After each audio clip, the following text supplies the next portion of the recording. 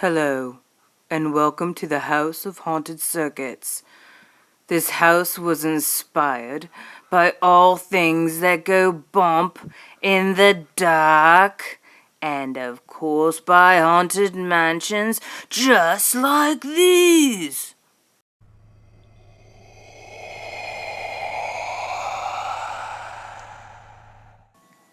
The front yard consists of a series circuit, button and buzzer circuit, and a button and motor circuit.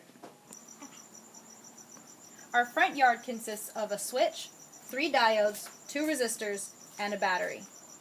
Our doorbell system consists of a button and a buzzer, so when you press it, the doorbell goes off. Our motor system consists of a button and a motor that spins our spooky possessed tombstone.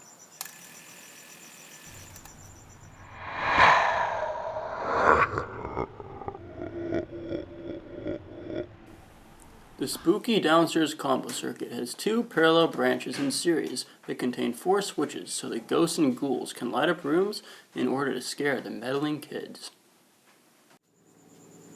So this is our combo circuit. We have one 9-volt battery that powers 2 parallel branches that are in series with each other.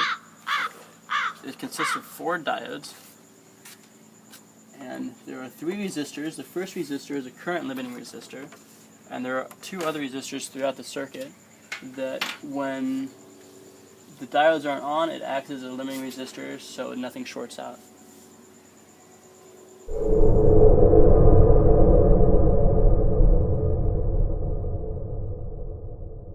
The upstairs consists of 2 separate circuits, a series and a parallel, to illuminate the ghouls so that they can scare the residents as they sleep in their beds. The upstairs parallel circuit consists of just that, a parallel circuit that has 2 LEDs that are in parallel with each other, with 2 switches so you can light them on as you please. It also contains 1 current limiting resistor that limits the current so the LEDs don't burn out. The upstairs series circuit consists of just that, a series circuit that has 2 resistors in series with 3 LEDs. We tried working with 4 or more LEDs, and there wasn't enough voltage when it got to the 4th one, and so that's why we stuck with a 3. And that's that.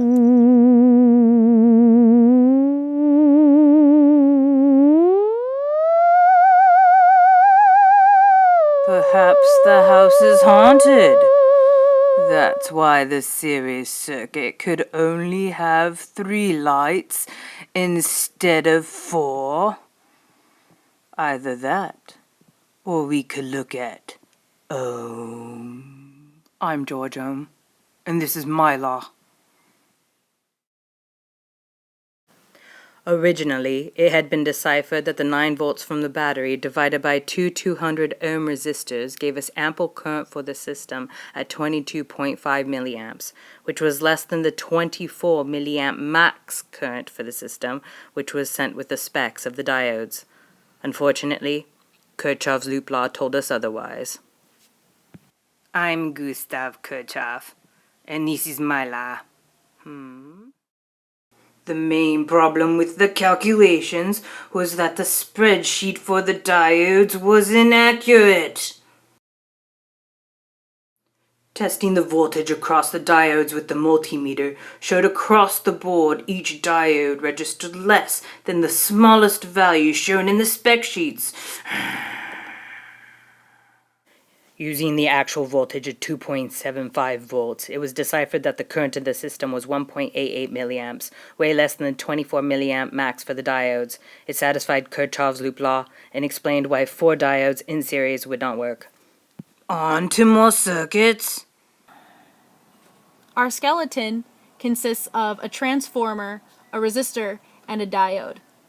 The transformer takes the 120 volt AC coming from the house that we plug it into and turns it into 6 volts, making it perfect to light up our diode.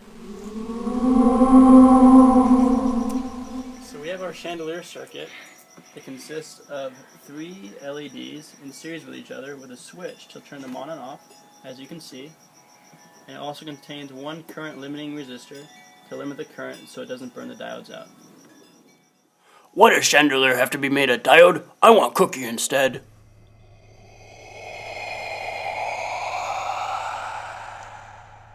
During the first meeting for the House of Haunted Circuits with Team Tiara, they became aware that this project would not be inexpensive. Though the actual cost of the project was less than the estimated, it was still not cheap.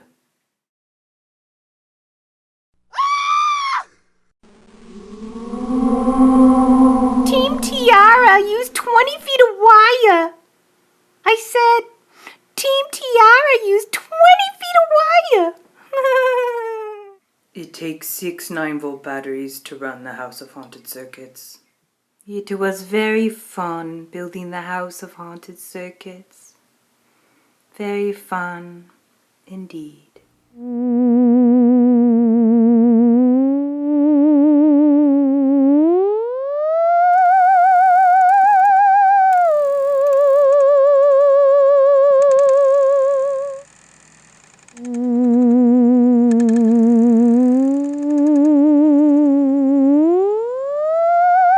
Thank you for visiting the House of Haunted Circuits.